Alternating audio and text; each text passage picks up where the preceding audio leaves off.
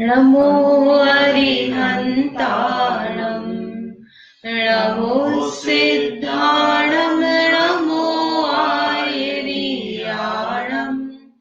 नमो वज्रायाणं नमो लोहे सर्वसागुणम् मोक्षमार्गस्य नेतारम् भेत्तारं कर्मभूभृताम् ज्ञातारं विश्वतत्त्वानां वन्दे तद्गुणलब्धये। तत्वार सूत्र ग्रंथ आचार्य उमा स्वामी द्वारा रचित है। इसमें दूसरे अध्याय में जीव के 5 असाधारण भाव समझ रहे हैं। 5 असाधारण भाव कौन कौन से अचेश? औदेक भाव, औदेक, पारिणामिक, शैक्षणिक, शायिक और शायी शैक्षणिक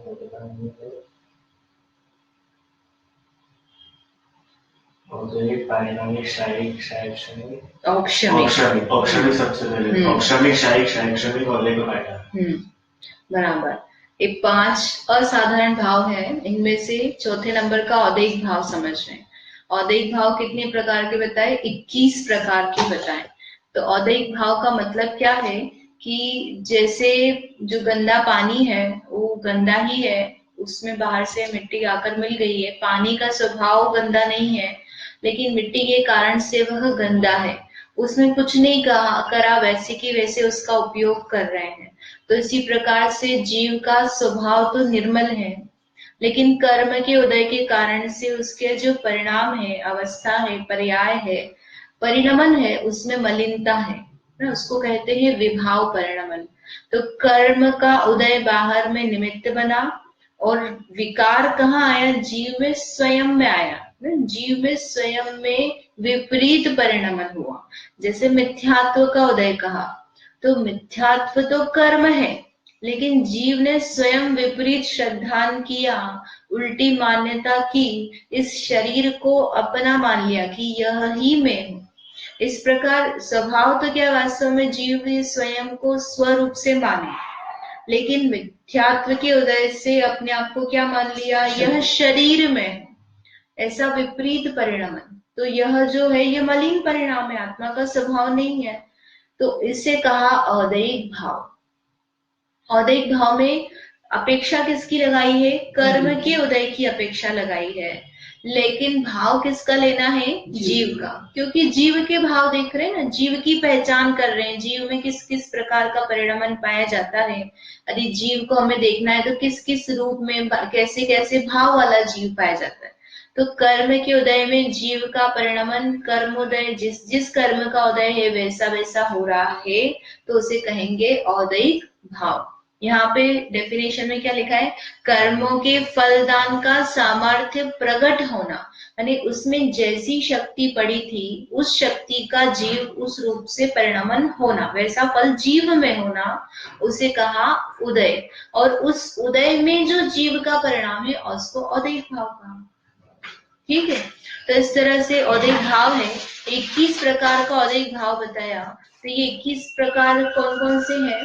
तो 4 गति, 4 कषाय, फिर 3 लिंग, कितने हो गए? 10 है ना, 4 4 8, 8 और 3 11, फिर 3 इंडिविजुअल, 3 नहीं 4, मिथ्या दर्शन, अज्ञान, असंयत और असिद्ध। 11 और 4 15, 15 और आखिरी में 6 है लेश्य। तो इस तरह से ये 21 भेद हैं। अब ये 21 भेद कैसे हैं, सामान्य से अपन थोड़ा थोड़ा देखते हैं। तो सबसे पहले कहा है गति। गति से क्या समझते हैं अपन रोहित? नहीं, चलने वाला गति नहीं, है ना? हाँ, अभी कौन सी गति में अपन? मनुष्य गति में ना, तो यही वाली गति लेना है। एक चीज होती है आयु नाम कर्म और एक होता है गति नाम कर्म। तो यहाँ पर जो ले रहे हैं अपन गति नाम कर्म ले। आयु का मतलब क्या होता है आयु नाम कर्म से?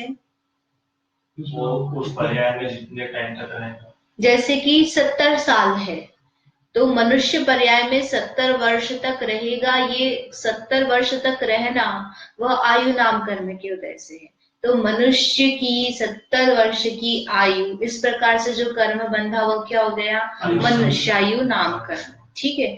और मनुष्य गति से क्या होगा, ये जो मनुष्य गति में है, मतलब ये मनुष्य है, तो मनुष्य गति नाम कर्म होता है। हाँ, मनुष्य गति नाम कर्म ही का ही भेद है। तो मनुष्य गति नाम कर्म का उदय रहेगा। उसको क्या होता है कि जैसे अगले जो आयु नाम कर्म है वो सिर्फ अगले भाव का बनता है। तो जैसे अभी हम मनुष्य हैं तो मनुष्य आयु का उदय है और मनुष्य गति नाम कर्म का उदय है, इन दोनों कर्मों का उदय है।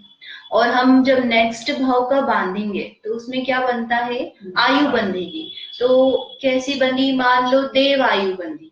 तो देव एक बार जो आयु बन जाती है वो फिक्स हो जाती है। फिक्स मतलब कि हम उसी गति में जाएंगे। जैसे देव आयु बन गई, आयु गति के टर्म्स में बनेगी कि टाइम के उसमें बनेगी? आयु जो बनती है वो उसकी मनुष्य आयु 100 वर्ष की, दोनों होगा। हाँ, आयु बनती तो कौन सी गति में होगी और कितने टाइम की होगी? हाँ, कौन सी गति में, मतलब वो उसके साथ में ही है ना, 100 वर्ष की मनुष्य आयु, इस तरह से। तो वो गति तो अलग उसका अब कर्मोदय है, वो अपन देखेंगे। बेसिकली मनुष्य में उसकी 100 वर्ष की आयु इस तरह से फिक्स हुआ है। तो अब उसकी जो आयु है वो मनुष्य रूप की आयु बंधी है, तो वो मनुष्य गति में ही जाएगा, ये उसका फिक्स हो गया। उसकी आयु बाद में वो चेंज कर सकता है कम ज्यादा अपने परिणामों के निमित्त से। तो ये मनुष्य आयु है। और मनुष्य में उत्पन्न होने के बाद वो किस प्रकार का जीव का परिणाम होगा, बिहेवियर कैसा होगा, वो जो परिणाम होता है वो होता है उस गति नाम कर्म की वजह से। गति नाम कर्म हमको हमेशा बनता रहता है। मनुष्य गति, तिरंज गति, है ना, ये चारों में से हम आयु तो कब बांधते, 8 बारी बांधते, 8 अपकर्ष काल जो आते पर्टिकुलर, मतलब 3/4 आयु बीत जाती है, तब एक अंतर मुहूर्त आता है, तो उसमें